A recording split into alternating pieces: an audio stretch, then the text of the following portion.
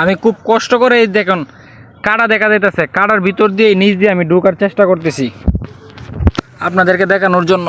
ওরে বাবারে,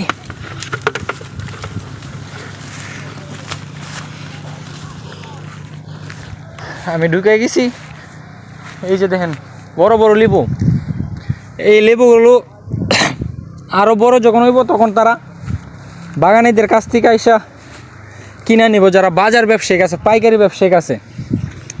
এই যে দেখেন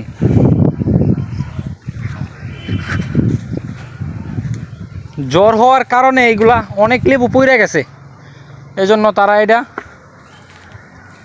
রিফারিং করতেছে গাছগুলো। এই যে বাঁশ লাগাইতে রিফারিং করতেছে। অনেক বড় বাগান।